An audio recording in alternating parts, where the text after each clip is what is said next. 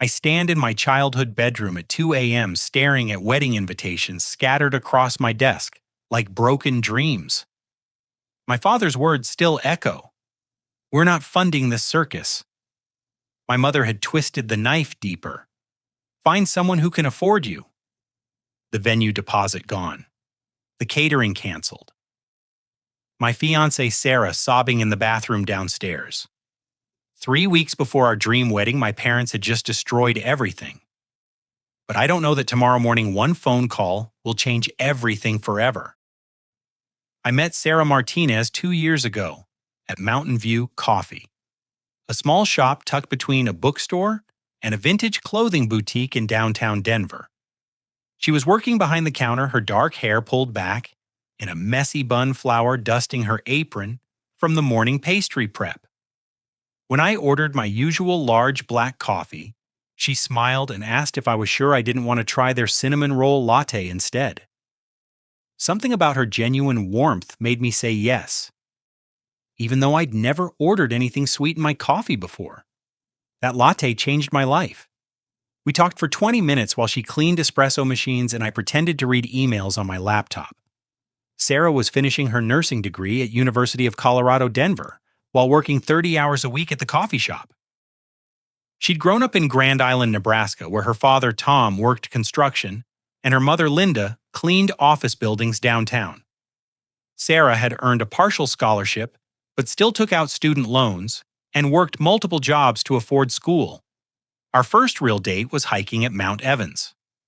Sarah packed sandwiches in an old backpack held together with duct tape, and we spent 6 hours talking about everything from her volunteer work at Denver Health Medical Center to my job as a marketing coordinator for a tech startup.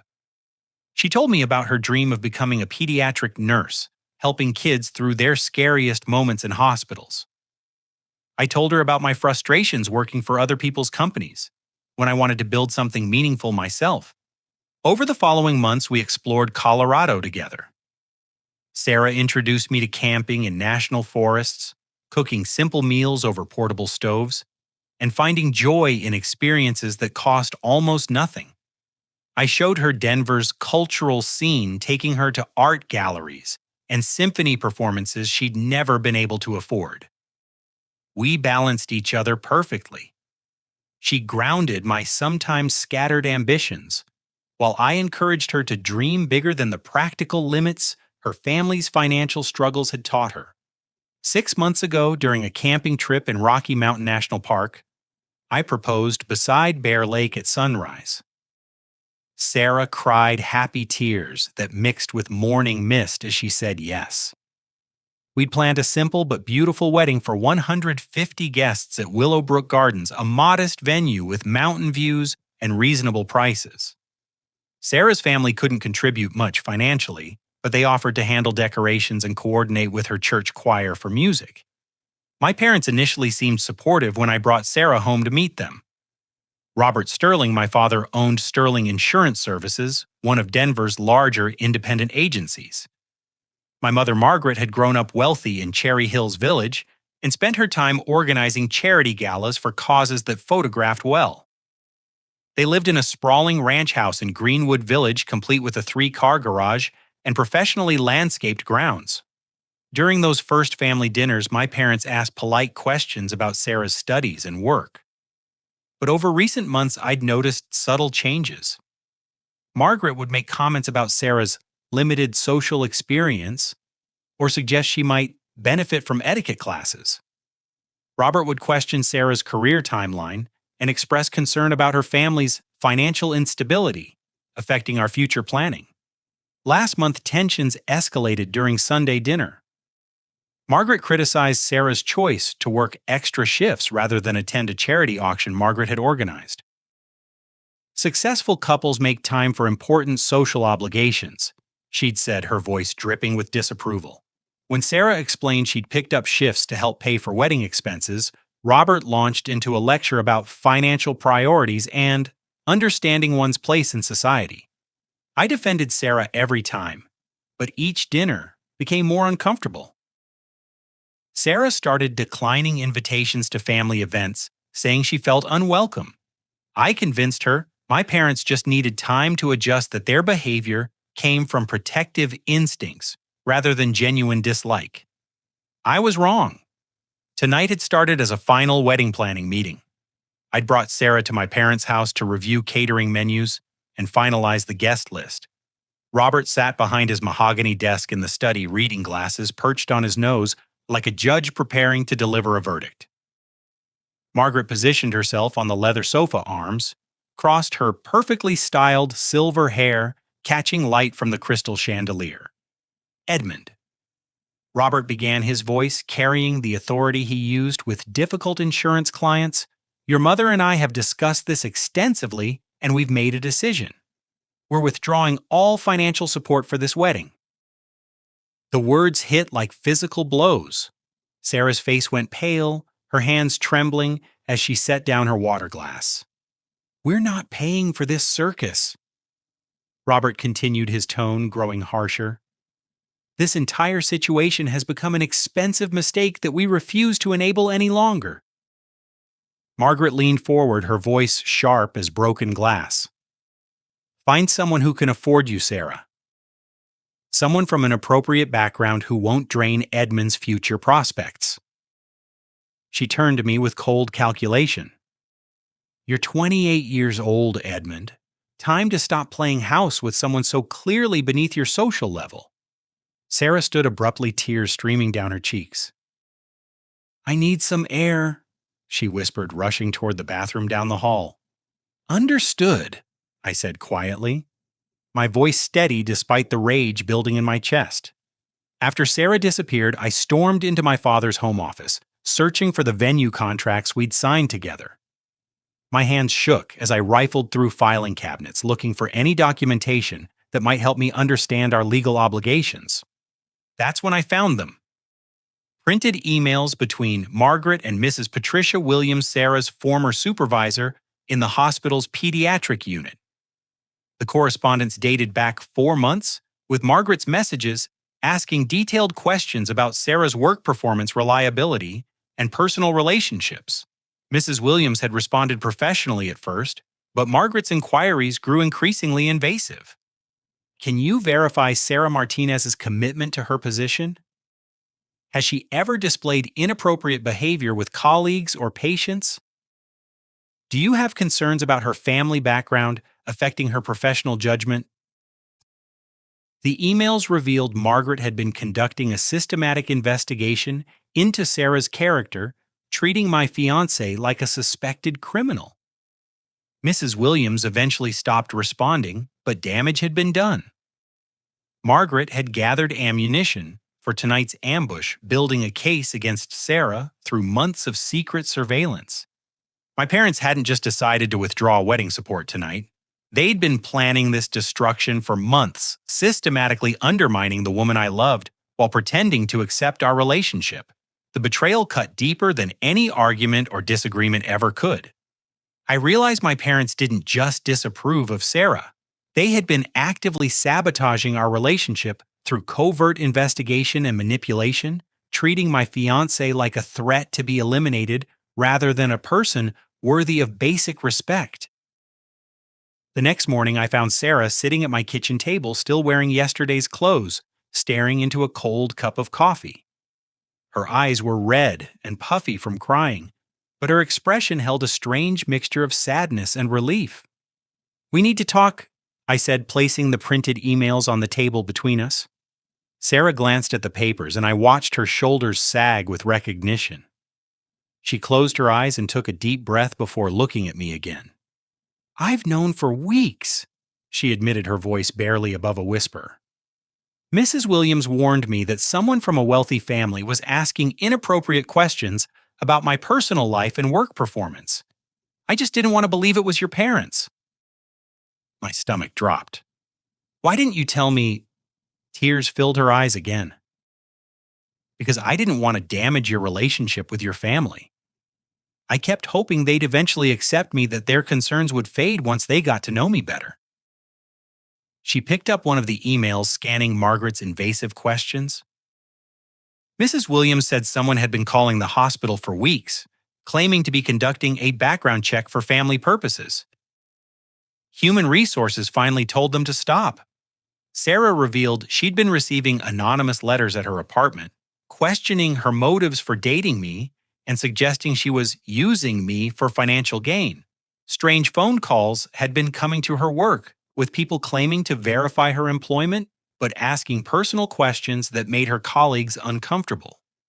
There was one call last week. Sarah continued, wiping tears from her cheeks. A woman claiming to be from a wedding vendor said she needed to verify my credit history and family income. When I said we hadn't hired any vendors requiring that information, she hung up immediately. I felt sick thinking about Sarah enduring this harassment while protecting me from the truth. She'd been fighting a battle I didn't even know existed, trying to shield me from my parents' cruelty while dealing with their attacks alone. I have something else to show you, I said, retrieving a manila folder from my father's filing cabinet that I'd taken the night before. Inside was a detailed report from Frank Morrison, a private investigator my parents had hired to conduct surveillance on Sarah.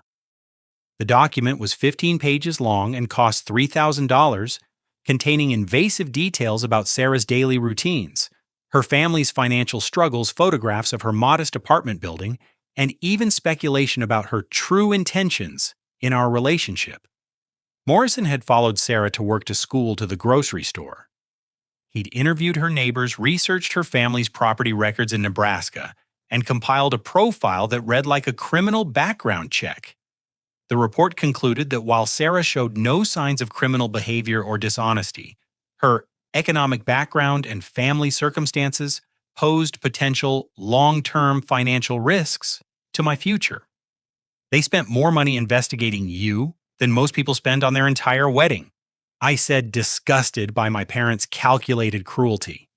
Sarah read through the report with growing horror. He took pictures of me walking to my car. He talked to my neighbors about my visitors and my work schedule. This is stalking. I called my younger sister Jessica, who lived in San Francisco working for a tech company. She picked up on the second ring, and I could hear the relief in her voice when I explained the situation. I've been waiting for this call, Jessica said immediately. I suspected something was wrong when Mom started asking weird questions about Sarah during our phone conversations. She wanted to know if I thought you were thinking clearly about your relationship choices. Jessica revealed she'd witnessed Margaret making cruel phone calls to extended family members, spreading rumors about Sarah and trying to turn relatives against our relationship. During her last visit home, Jessica had heard Margaret describing Sarah as manipulative and gold-digging to our Aunt Carolyn and Uncle William. She's been building a narrative against Sarah for months, Jessica explained. I tried to defend her during those conversations, but Mom would just say I didn't understand the full picture of what was at stake. Through Jessica, I learned my parents had contacted Sarah's nursing school professors, her previous employers, and even her current landlord. They always presented themselves as concerned family members, conducting due diligence, but their questions were designed to uncover negative information they could use against her. Sarah's landlord, Mrs. Rodriguez, had called Sarah 3 weeks ago to ask about some insurance people who'd been asking about her rental history and whether she'd ever had financial difficulties paying rent. Sarah had thought it was related to some policy update and hadn't connected it to my family. The worst part, Jessica continued, is that Dad has been telling his business associates that you're having relationship troubles and might need their advice about making better choices. He's been publicly undermining your relationship while pretending to be concerned about your welfare. That afternoon, Robert called me with an ultimatum that revealed the true scope of their manipulation. Son, let me be clear about your options, he said, his voice carrying the cold authority of a business negotiation. Break up with Sarah permanently, and we'll fund a proper wedding when you find someone suitable from an appropriate background. Continue this relationship and you're cut off completely. No family financial support, no business connections through my network, and no inheritance considerations. You have 24 hours to make the right decision. Before I could respond, he continued. We've already informed the family that the wedding is canceled due to Sarah's unsuitable character. Aunt Carolyn knows, Uncle William knows, and we've explained the situation to the Hendersons and the Mitchells. These were longtime family friends whose opinions mattered in Denver's business community. Everyone understands we had to intervene before you made a permanent mistake. The call ended with Robert expecting my compliance within 24 hours, confident that financial pressure and public humiliation would force me to abandon the woman I loved. He'd systematically destroyed Sarah's reputation within our extended family and social circle before even giving me the ultimatum. My parents had orchestrated a comprehensive campaign designed to isolate Sarah and eliminate her from my life through investigation harassment, social manipulation, and financial blackmail. They'd treated our relationship like a hostile business acquisition that needed to be prevented through whatever means necessary. But they'd made one critical mistake. They'd underestimated both Sarah's strength and my capacity for independence. Their cruelty had revealed their true character while strengthening my resolve to protect the woman who'd endured months of harassment rather than damage my family relationships. While Sarah slept fitfully that night, I sat in my living room planning our next moves. My laptop glowed in the darkness as I researched private investigator regulations and harassment laws in Colorado. That's when I remembered something that had been nagging at me since finding Morrison's report. The next morning, while my parents attended their country club brunch, I drove to their house using my spare key. In Margaret's bedroom, I found her phone charging on the nightstand. My hands trembled as I scrolled through her text messages, looking for evidence of the broader conspiracy I suspected. What I found was worse than I'd imagined. Months of text exchanges between Margaret and Diana Richardson. Robert's business partner's wife revealed a calculated matchmaking scheme. Diana's daughter Amanda had returned to Denver after finishing law school at Yale, and both mothers had been orchestrating our introduction while systematically destroying my relationship with Sarah. Amanda asks about Edmund constantly, one of Diana's messages read. She's been in love with him since high school, but never had the courage to pursue anything. Now that she's established her career, this could be perfect timing. Margaret's response chilled me. We need to handle the Sarah situation delicately. Direct confrontation might backfire and push Edmund toward defending her. Better to let her own inadequacies become obvious through careful exposure. The messages detailed a timeline spanning over a year. They'd planned Amanda's return to coincide with perceived relationship troubles they intended to create between Sarah and me.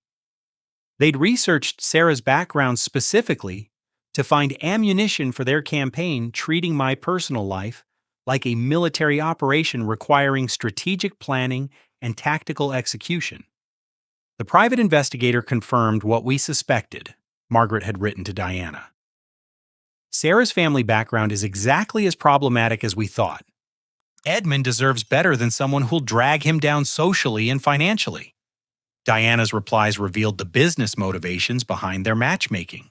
Richard is excited about the potential family merger. If Amanda and Edmund married, combining your insurance business with our legal practice would create the most powerful professional services firm in Denver.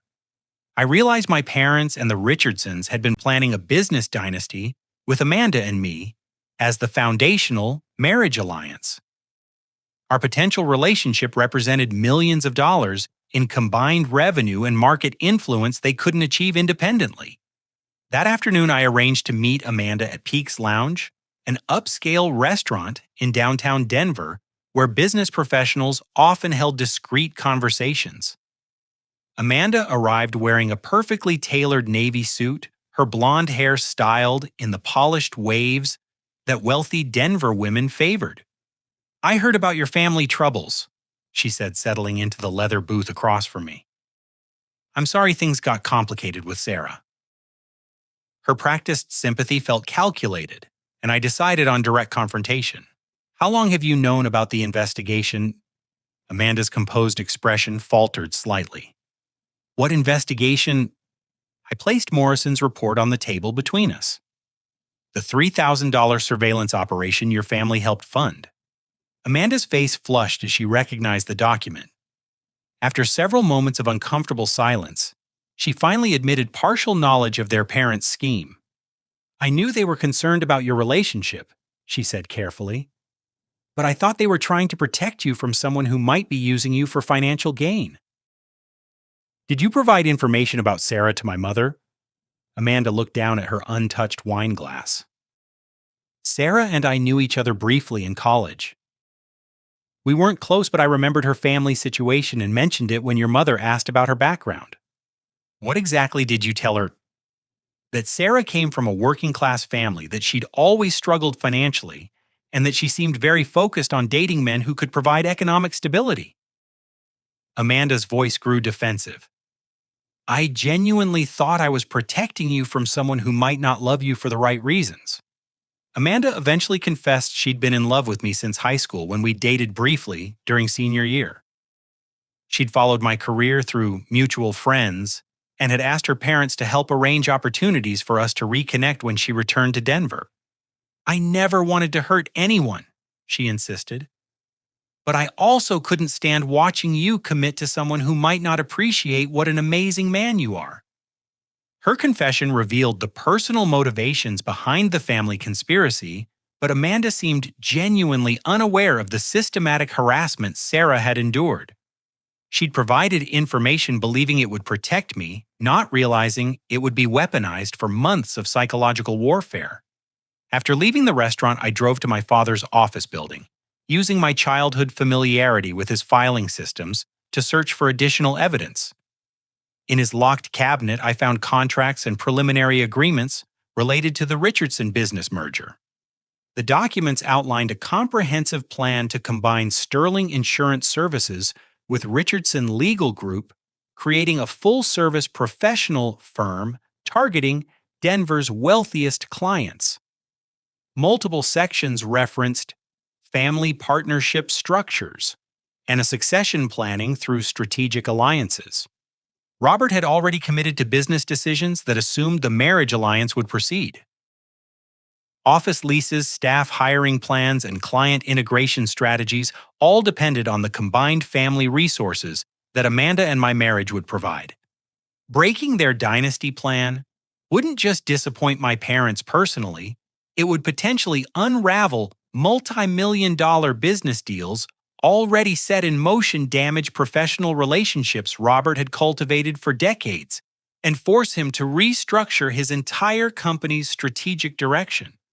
Over the following days, I received calls from relatives and family friends who'd been recruited into the pressure campaign. Uncle William left a voicemail expressing concern about my judgment and suggesting I reconsider my rash decisions. Family friend Janet Henderson called to share her opinion that Sarah seemed lovely, but perhaps not quite right for our family's expectations. Even my former college roommate Brad, now working in Denver's finance sector, reached out with carefully worded advice about ensuring my romantic choices aligned with my professional ambitions. The coordination was too perfect to be coincidental. My parents had activated their entire social network to isolate me from Sarah while promoting Amanda as the appropriate alternative. The scope of manipulation was breathtaking. They'd planned to announce my engagement to Amanda at next week's reconciliation dinner, having assumed their ultimatum would successfully end my relationship with Sarah. Invitations had already been prepared, and Diana Richardson had reserved a private dining room at the Denver Country Club for the celebration. My parents had treated my entire adult life as a business transaction requiring their management and approval. They'd systematically undermined my ability to make independent choices while presenting themselves as concerned parents protecting my best interests. But their elaborate scheme had a fatal flaw. They'd assumed I was financially dependent on their support and socially dependent on their approval. They'd forgotten about assets they'd helped me hide from myself, and they'd underestimated my willingness to sacrifice their approval to protect someone I loved. Their calculated cruelty was about to backfire in ways they never anticipated. While organizing my finances to assess my independence from my parents' control, I discovered documents that changed everything. In a folder of legal papers I'd inherited from my grandfather but never thoroughly examined, I found trust fund documentation that my parents had apparently hoped I'd never investigate in detail. My grandfather Edmund Sterling, for whom I was named, had established a substantial trust that matured on my 28th birthday 3 months ago. The fund contained $250,000 in cash assets plus partial ownership stakes in several Denver commercial properties. My parents had been managing the trust as designated trustees, but full control transferred to me automatically when I reached the specified age. The discovery was staggering. Robert and Margaret had access to detailed quarterly statements showing the trust's growth over the years, but they'd never mentioned its existence to me. They'd allowed me to believe I was financially dependent on their support while sitting on a $250,000 inheritance that was legally mine. The trust documents included purchase records for property investments my grandfather had made in downtown Denver during the 1970s, when commercial real estate was significantly cheaper. 2 buildings he'd bought for renovation had appreciated dramatically as downtown developed into a thriving business district. My inherited ownership stakes were now worth considerable money. More importantly, the trust contained a clause specifically designed to prevent family financial manipulation. If the trustees ever used trust assets or management authority to control my personal relationships or life decisions, I could petition for immediate full control of additional family assets my grandfather had protected for exactly this situation. That afternoon, I called Jessica to share my discovery. She was working from her San Francisco apartment, and I could hear her keyboard clicking as she researched trust law during our conversation. "Grandpa Edmund was brilliant," she said after I read portions of the documentation to her. "He must have suspected Dad might try to use money to control our lives, so he built in protection mechanisms. This gives you complete financial independence plus legal grounds to challenge any manipulation they've attempted." Jessica revealed she'd been saving money to help with wedding costs regardless of our parents' decision. She and her husband Mark had set aside $15,000 as a wedding gift, enough to cover most remaining expenses even without Robert and Margaret's contribution. "Mark's been following your situation through our conversations," Jessica added. "His tech startup has grown significantly over the past year, and he's connected with several Denver marketing firms that might offer better opportunities than what you're doing now. You don't need Dad's business network." Jessica also brought evidence of our parents' previous manipulative behavior. During her last visit home, she discreetly recorded conversations where Margaret made cruel statements about Sarah to relatives, building the case for systematic harassment. "I have audio of Mom telling Aunt Caroline that Sarah was obviously a gold digger who'd trapped you with her desperate circumstances," Jessica explained. "She said it was embarrassing to have such a low-class person joining our family." While Jessica researched legal options from California, I scheduled a consultation with Karen Thompson, a family law attorney whose office was located far from the Richardson firm's downtown building. Karen specialized in family financial disputes and had experience with trust fund manipulation cases. Karen reviewed Morrison's surveillance report with growing concern. Several of these investigative activities crossed legal boundaries, she explained, pointing to specific sections of the documentation. Following someone to multiple locations, photographing them without consent, interviewing neighbors and employers under false pretenses. These constitute harassment patterns that could result in legal consequences for everyone involved. She also identified professionally questionable behavior in the business relationship between Robert and the Richardson firm, using family connections to influence insurance claims, processing, and legal proceedings could trigger ethics investigations with both the Insurance Commission and the State Bar Association, Karen noted. If they've been leveraging personal relationships for business advantages, they're walking a very dangerous line professionally. Karen agreed to document the harassment campaign and prepare legal responses if the situation escalated further. She also confirmed that my grandfather's trust provisions gave me strong grounds to challenge any financial manipulation my parents had attempted. While I built my legal case, Sarah demonstrated remarkable resilience that amazed me daily. Instead of allowing the harassment to defeat her, she used her nursing professions network to quietly fight back against my parents' investigation. Sarah contacted Mrs. Williams, who formally documented the inappropriate inquiries for potential workplace harassment complaints. The hospital's Human Resources Department had already flagged the persistent phone calls about Sarah as potentially problematic, and Mrs. Williams provided official statements about the privacy violations that had occurred. Additionally, Sarah reached out to former patients who'd stayed in touch after their recoveries. 3 successful Denver professionals, a restaurant owner whose daughter Sarah had helped through pneumonia, a retired teacher whose grandson had been in Sarah's pediatric unit, and a local business owner whose son had recovered from a serious accident under Sarah's care, all offered wedding support when they heard about the harassment she'd endured. People remember nurses who made difficult times easier, Sarah explained. These families want to help because they know my character through the hardest moments of their lives. Your parents' investigation couldn't discover that kind of relationship because it's built on genuine care, not social status. Jessica flew in from San Francisco 2 days later, bringing her husband Mark and a determination to support our fight against family manipulation.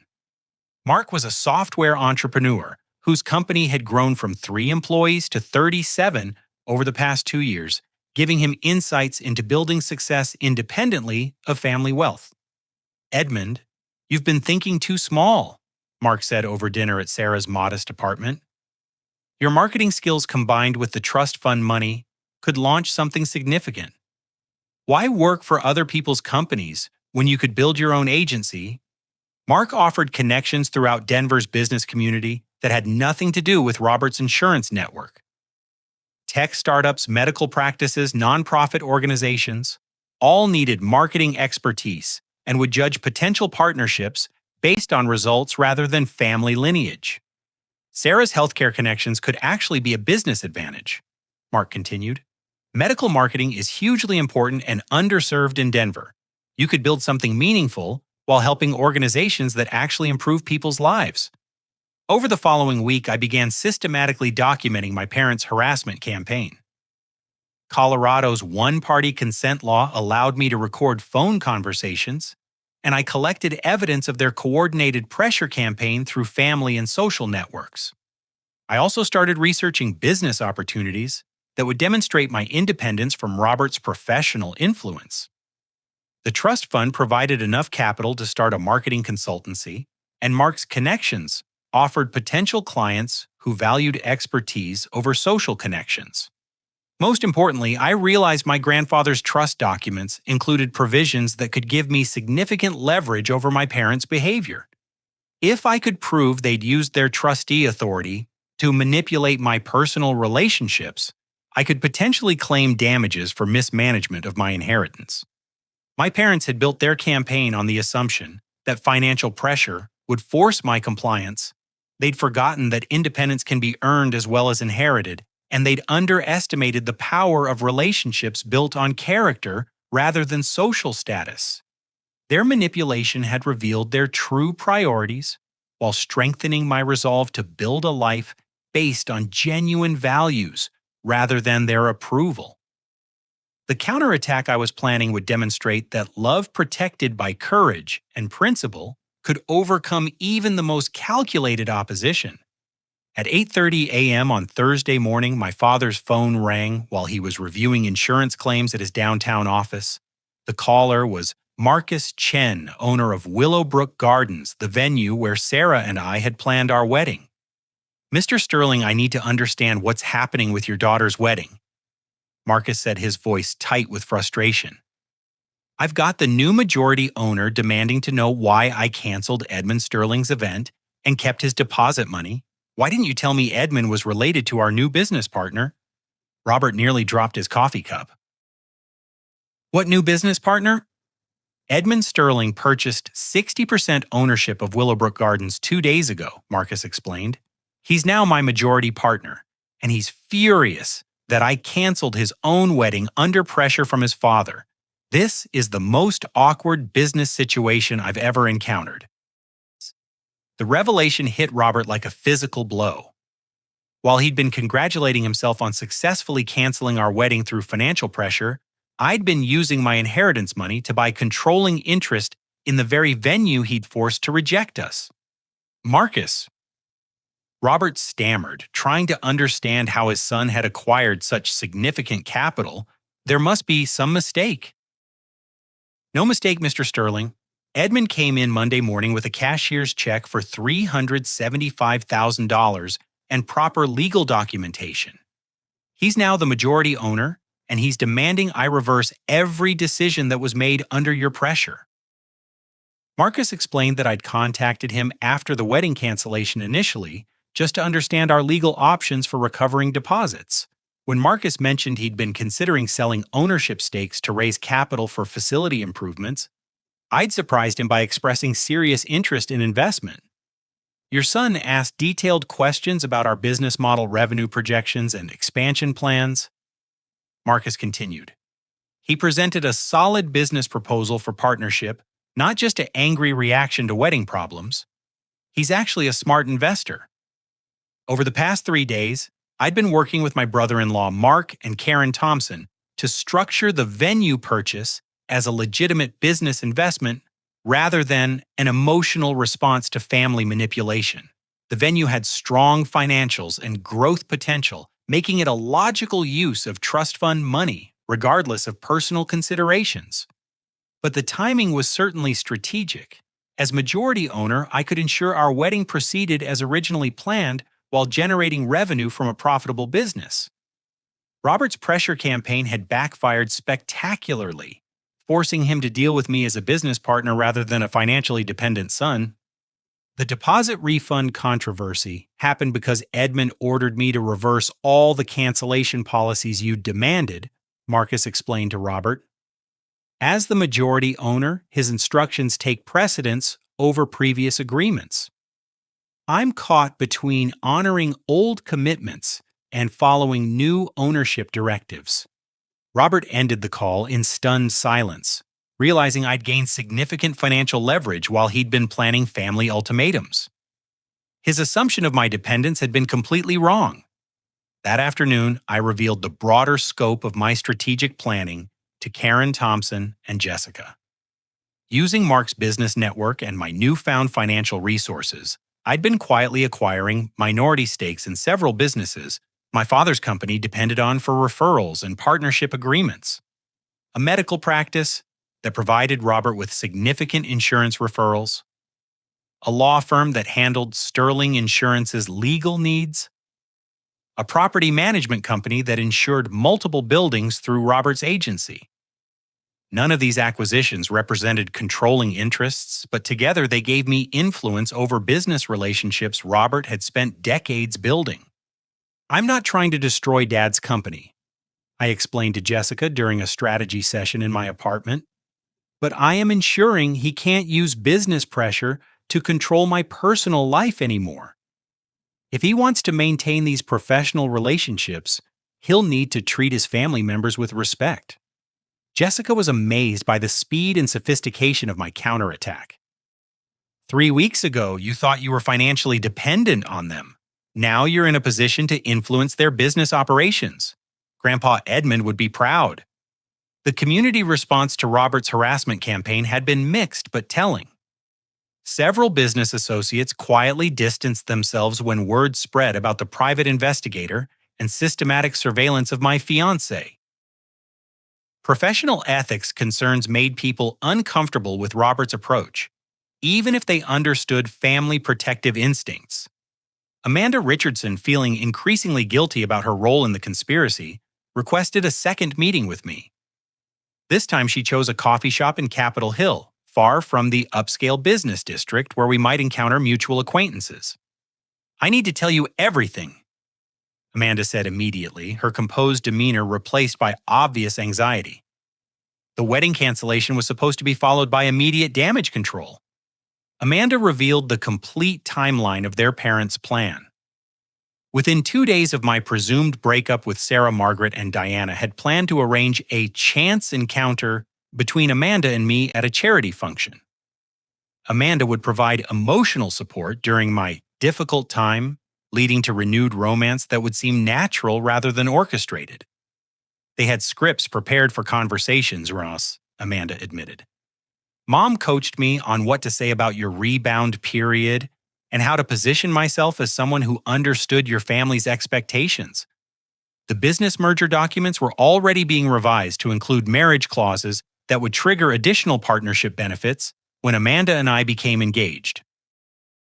Our wedding would formalize the business alliance and create combined family control over both companies. The engagement announcement was scheduled for next week's reconciliation dinner, Amanda continued. Invitations were already printed, and the Denver Country Club reserved their best private dining room.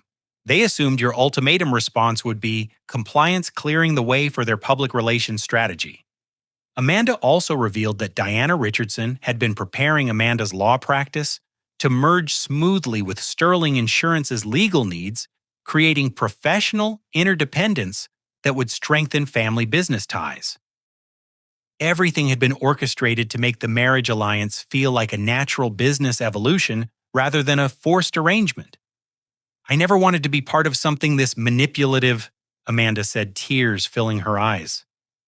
I genuinely care about you, but not enough to build a relationship on lies and destroyed trust. That evening, Sarah received vindication that felt like a personal victory.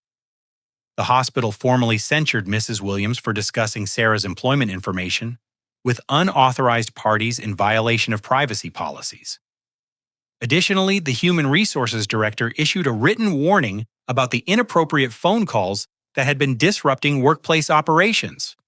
More significantly, 3 of Sarah's former patients reached out after hearing through the hospital network about the harassment she'd endured.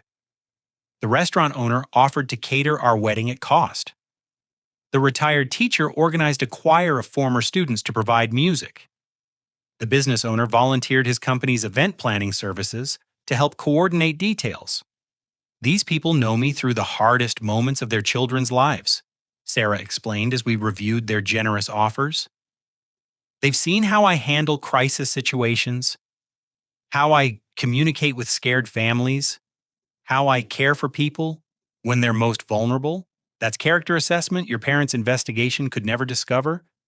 The community support demonstrated something my parents had fundamentally misunderstood. Authentic relationships based on character and service create stronger networks than social connections based on wealth and status. Sarah's professional reputation was built on competence and compassion rather than family lineage. Late that night, I reviewed the trust fund documents one final time, focusing on the clause my grandfather had included to prevent family manipulation. The provision allowed me to claim immediate control of additional assets if I could demonstrate that the trustees had used their position to interfere with my personal relationships or life decisions. Given the documented evidence of my parents' harassment campaign surveillance activities and financial ultimatums, I had grounds to petition for control of the family vacation home in Vail Roberts' classic car collection and several other assets my grandfather had specifically protected for situations exactly like this one. My grandfather had experienced his own family manipulation during the Great Depression when wealthy relatives tried to control his business decisions through financial pressure.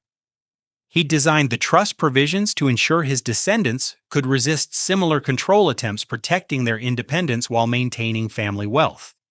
The phone call from Marcus Chen had revealed to Robert that his financial pressure campaign had not only failed, but had actually strengthened my position significantly. His assumption of my dependence was wrong. His business network was more vulnerable than he'd realized, and his manipulation tactics were generating legal and professional consequences he hadn't anticipated. Tomorrow would bring the confrontation I'd been preparing for since discovering my parents' betrayal. But now I was approaching that meeting from a position of strength rather than dependence, with legal protections rather than emotional appeals, and with community support that my parents' social manipulation couldn't undermine. At 4:30 p.m. on Friday afternoon, my parents arrived at my apartment expecting to find me alone and defeated, ready to accept their ultimatum after a week of financial pressure. Instead, they walked into my living room filled with people they'd never expected to meet under these circumstances. Sarah's entire family had flown in from Nebraska the night before. Tom Martinez, her father, stood near the window overlooking downtown Denver, his weathered hands folded calmly despite the tension in the room. Linda? Her mother sat beside Sarah on my sofa, her quiet dignity evident in her composed posture. Sarah's two brothers, Jake and Daniel, flanked the kitchen doorway, like protective sentinels, while her sister, Emma, occupied the chair nearest to Sarah, offering silent moral support. The modest, hardworking family immediately recognized the wealthy couple who entered my apartment. Tom's construction-experienced eyes assessed Robert's expensive suit and Margaret's designer jewelry with the practical evaluation of someone who'd spent decades working for people exactly like them. Linda's gentle expression hardened slightly as she realized these were the people who'd hired strangers to harass her daughter at work. "Mr. Sterling," Tom said quietly, his voice carrying the authority of a man who'd supervised construction crews for 20 years. "Perhaps you could explain why your family hired private investigators to follow my daughter and question her employers." Robert stopped abruptly, clearly unprepared for direct confrontation from Sarah's family. Margaret's perfectly composed expression faltered as she realized their secret investigation was no longer secret. "I think there's been some misunderstanding," Robert began, attempting to recover his usual commanding presence. "No misunderstanding," I said, placing Morrison's surveillance report on the coffee table where everyone could see it.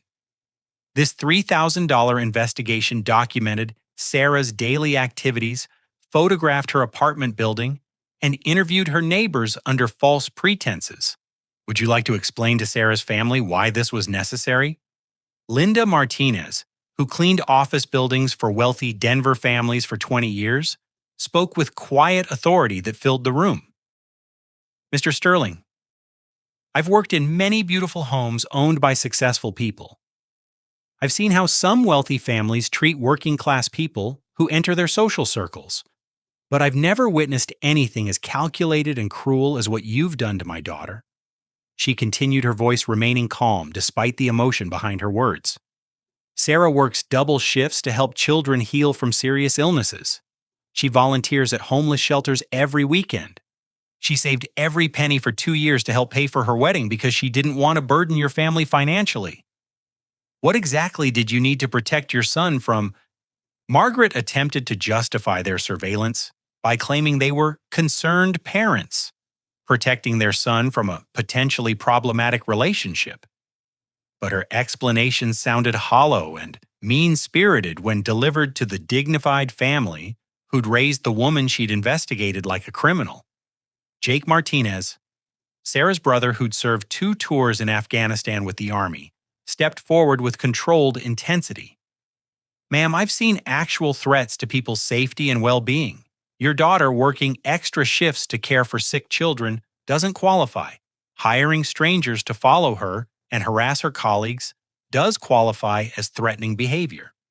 Daniel, Sarah's younger brother who worked as a high school teacher in Grand Island, added his perspective. "I help teenagers navigate family conflicts and social pressures every day. What you've done to Sarah constitutes systematic bullying designed to isolate her from someone she loves. It's textbook emotional abuse." Emma, Sarah's sister, who managed social media for a Nebraska marketing firm, quietly mentioned that she'd been documenting the confrontation through live updates to her 10,000 followers, exposing the wealthy family's cruelty in real time to a broader audience than my parents had anticipated. Faced with the dignity and moral authority of Sarah's family, Robert attempted to salvage the situation through negotiation rather than dominance. "Let's discuss this rationally," he said, settling into businessman mode.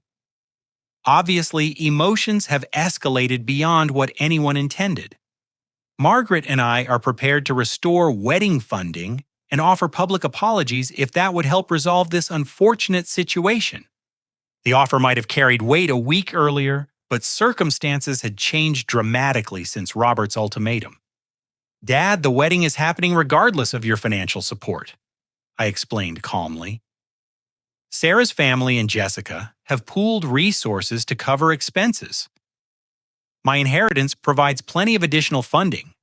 Your generous offer is now irrelevant." I continued watching Robert's expression change as he realized his leverage had disappeared. "More importantly, I'm taking complete control of grandfather's trust assets and severing all financial connections between us. As of Monday morning, I'll be working with Mark's network to launch my own marketing consultancy. Your business connections and family approval are no longer factors in my life decisions." Margaret's composure finally crumbled as the scope of their failure became clear. "Edmund, you can't seriously plan to cut off your family over this girl," Tom Martinez responded before I could speak. "Mrs. Sterling, your son isn't cutting off his family over this girl. He's protecting his future wife from a family that hired private investigators to stalk her, spread lies about her character to relatives and friends, and tried to destroy her reputation through systematic harassment. Any decent man would make the same choice." Linda added, "What you call cutting off family, we call standing up for someone you love when they're being treated cruelly. It's what partners do for each other." The power dynamics in the room had shifted completely. My parents had entered expecting to negotiate from strength, but they faced a united front of people who weren't impressed by wealth or social status. Sarah's family evaluated character through actions rather than bank accounts, and Robert and Margaret's actions had revealed everything necessary about their character. Sarah's brother Jake mentioned that he'd been documenting the entire harassment campaign for potential legal action, while Emma had already shared details of the confrontation with her social media followers, including several local journalists who covered Denver society news. "Mr. and Mrs. Sterling," Jake said, "you might want to consider how this story sounds when it becomes public. Wealthy insurance executive hires private investigators to stalk son's fiancée. Local family forced to defend working nurse against harassment campaign. These aren't headlines that help business reputations." Robert and Margaret realized they'd lost all control over the situation and gained nothing but damaged relationships, professional embarrassment, and potential legal consequences. Their calculated plan to force my compliance had instead strengthened my independence while exposing their manipulation to exactly the kind of public scrutiny they'd always tried to avoid. The confrontation ended with my parents leaving quietly, finally understanding that their financial leverage was gone, their social manipulation had backfired, and their relationship with their son would require complete rebuilding based on respect rather than control. Sarah's family had provided the moral authority and dignity that transformed a family argument into a demonstration of character versus manipulation, love versus control, and authentic relationships versus social calculation. 3 weeks later, on a perfect October morning with golden aspen leaves catching sunlight against the Colorado mountains, Sarah and I were married at Willowbrook Gardens in a ceremony that exceeded every dream we'd originally envisioned. The wedding showcased the authentic community we'd built through character and genuine relationships rather than social manipulation. Sarah's former patients filled the first 3 rows of chairs. Judge Patricia Williams, who'd recovered from cancer treatment under Sarah's care 2 years earlier, performed our ceremony. Dr. Michael Rodriguez, whose daughter Sarah had helped through pneumonia, served as one of my groomsmen alongside Mark and Sarah's brothers. The restaurant owner, who'd offered catering services, created a reception dinner that rivaled the most expensive Denver venues. The retired teacher had organized a choir of 30 former students who sang during our ceremony, with voices trained in high school and college programs across Nebraska and Colorado. The business owner who'd volunteered event planning services had coordinated details that transformed the venue into something magical. Local businesses, having heard about the harassment Sarah endured, offered wedding services at cost or for free. A prominent Denver photographer documented our wedding without charge, stating he was tired of entitled, wealthy families thinking money trumps character. A florist provided arrangements after learning about Sarah's volunteer work with homeless families. A bakery created our wedding cake as their contribution to Yaz supporting real love over family politics. The celebration reflected the genuine connections we'd both cultivated through our work and values. Marketing professionals from Mark's network attended alongside medical staff from Sarah's hospital. Former college friends mixed with new business contacts I'd met while establishing my independent marketing consultancy. Sarah's nursing school classmates celebrated with construction workers who'd known Tom Martinez for decades. Robert and Margaret attended the wedding, but as humbled guests rather than controlling parents who'd arranged the event according to their specifications. Before the ceremony, Margaret approached Linda Martinez with visible nervousness. "Mrs. Martinez." Margaret began, her voice lacking its usual commanding tone. "I owe you and your family sincere apologies. My behavior towards Sarah was unconscionable, and I have no excuse for the pain I caused." Linda accepted the apology with characteristic grace, though she made clear that rebuilding trust would require consistent, changed behavior rather than single conversations. "Margaret, my daughter, chose to love your son, despite knowing he came from a family that might never accept her. That takes tremendous courage and faith. I hope you'll prove worthy of that faith moving forward." Robert approached Tom Martinez separately, extending his hand in a gesture of respect that would have been unimaginable 3 weeks earlier. "Tom, I was wrong about your daughter and wrong about what constitutes real character. I hope you'll allow me opportunities to demonstrate better judgment in the future." Their conversation remained awkward but sincere, representing the beginning of potential healing rather than immediate reconciliation. Robert had been forced to recognize that his investigation had revealed only Sarah's exceptional character and his own prejudices. The business consequences of Robert's harassment campaign continued reverberating through Denver's professional community. Sterling Insurance faced ethics review from the State Insurance Commission due to the private investigator scandal, forcing Robert to restructure his company's practices and rebuild relationships with several clients who'd been disturbed by the surveillance revelations. Ironically, these forced changes ultimately improved Robert's business operations. The ethics review required implementing better client privacy protections and more transparent business practices that enhanced Sterling Insurance's reputation for integrity. Robert discovered that ethical business operations generated more sustainable success than the questionable relationship leveraging he'd practiced previously. Margaret had begun volunteering at the homeless shelter, where Sarah spent weekend mornings initially as penance for her cruel behavior, but gradually finding genuine fulfillment in service work that connected her to people beyond her social circle. Working alongside Sarah showed Margaret the character qualities she'd failed to recognize during months of investigation. The Richardson business merger collapsed due to the scandal surrounding Amanda and my broken engagement, but Robert built a more ethical practice without the questionable partnership arrangements that had been planned.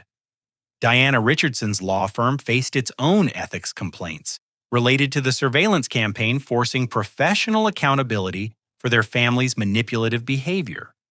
Amanda Richardson eventually apologized personally to both Sarah and me, acknowledging her role in the conspiracy and expressing genuine remorse for the pain she'd helped cause. She accepted a job offer in Seattle, choosing to build her legal career in a city where she could establish professional relationships independent of family connections and past mistakes. My marketing consultancy launched with trust fund capital, and Mark's network connections had secured 12 clients within 6 weeks of opening. Medical practices, nonprofit organizations, and small businesses valued marketing expertise focused on authentic communication rather than social status manipulation. Sarah's healthcare connections had indeed proven to be significant business advantages. The venue ownership had generated steady revenue while allowing us to host other couples' weddings with understanding of the emotional importance of their celebrations.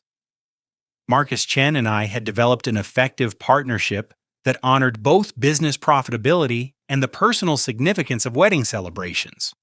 Jessica and Mark had become even closer allies, visiting Denver monthly to help with business development and family relationship rebuilding.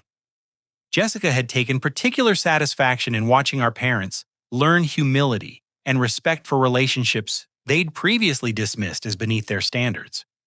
Most importantly, Sarah and I had discovered that authentic love, protected by courage and principle, could indeed overcome systematic opposition designed to destroy it. The harassment campaign that was meant to drive us apart had instead strengthened our partnership by revealing our capacity to support each other through genuine adversity. During our first dance as husband and wife, surrounded by community members who'd supported us through the most difficult period of our relationship, I reflected on the profound lesson this experience had taught me. Authentic relationships built on character and mutual respect prove stronger than manipulation based on money and social status. Love protected by truth and courage can overcome even the most calculated opposition. Sometimes the greatest gift controlling parents can give is the opportunity to prove you don't need their approval to build a meaningful life. Financial independence matters not because money provides happiness, but because independence enables the freedom to choose relationships and values based on genuine compatibility rather than external pressure. The trust fund my grandfather left wasn't just financial security. It was protection for the independence necessary to make authentic life choices. Family relationships built on control and manipulation ultimately fail because they require constant enforcement rather than natural affection. But families can rebuild on foundations of respect and genuine care when members choose growth over pride and character over social calculation. The wedding celebration continued past midnight with dancing, storytelling, and joy that came from community members who genuinely cared about our happiness, rather than social obligations or business advantages. We'd built something real together, protected it through adversity, and emerged with relationships stronger than any manipulation could destroy. As Sarah and I prepared to leave for our honeymoon in the mountains where we'd first fallen in love, I realized that winning this battle hadn't been about defeating my parents or proving them wrong. Victory had come through building something beautiful and authentic that no external pressure could diminish. Love, when protected by truth, courage, and genuine community support, proves stronger than any force designed to destroy it. That's a lesson worth fighting for, and a foundation worth building a lifetime upon. What would you do if your family tried to sabotage your relationship through systematic harassment and financial manipulation? Would you have the courage to choose love over family approval, independence over financial security, and authentic relationships over social expectations? Share your thoughts in the comments below, and don't forget to like this story if it resonated with your own experiences of standing up for what's right.